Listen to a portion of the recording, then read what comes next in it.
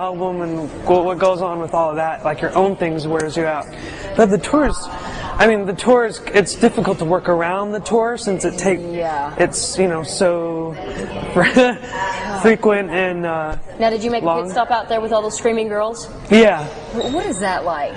That's crazy too. I mean, I didn't think that I'd get very much support here because, you know, it's Cook State. So, but it was cool to see that people still, you know, still like you and still, you know, cheer for you and support you. Come on, they were screaming for you, right? I mean, what is it like to hear a bunch of little girls screaming your name?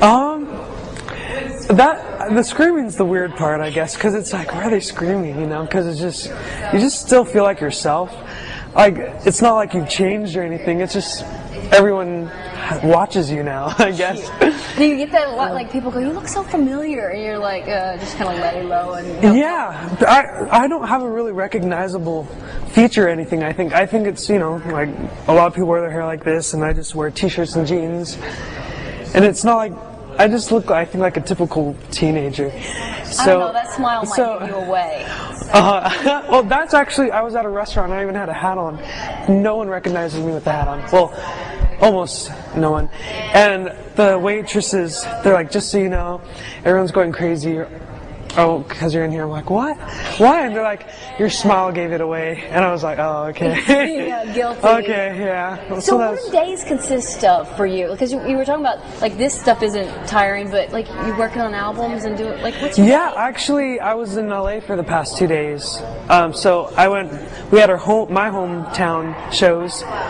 And then I flew to LA while everyone else went here for our days off. We had a few days off, so me and Cook went to LA to work on stuff.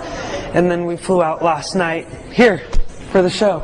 It's busy. Yeah, but I love being productive and busy and stuff because it just feels like I'm doing something and getting to where I'm hoping to. It's like, you know, just taking those small steps. Well, now they're kind of big steps now, well, compared to how it was like a year ago. Yeah. Which is weird. I mean, they're having auditions already again for the next season. That's so crazy. So are you like, no, it's still my time. It's oh still no, you're ready to pass it on? I mean, it's cool. Well, it's, you know, the hard thing is that, you know, you don't want to be like forgotten or anything from the. Yeah. You know, I don't know, like buried it underneath the next season because you still want to try and make the album and try to, you know, I don't know. It's just all really long, and there's a lot of that goes into making an album, and it's a lot more than I imagined. I mean, it's crazy. Just all these songwriting meetings and producer meetings and other meetings and sessions and recording and looking for the right songs. And it's not like becoming an overnight success and bam. No. I mean, you know, now we've been given that platform to, you know, have these opportunities. Now we have to figure out how to work those opportunities in the right way. Yeah. And it's kind of like, okay, now you have this to work with. What are you going to do with it? And that's where you're make it or break it is how you handle that. You're not enough yet. I know. Right? I know, it's pretty. It's kind of good. It's better. I think sometimes it's better to wait for that. Wait a little while because you understand yourself better as a musician and know how to explain things and are more experienced with the whole situation. You might have performed more and tried more songwriting and stuff.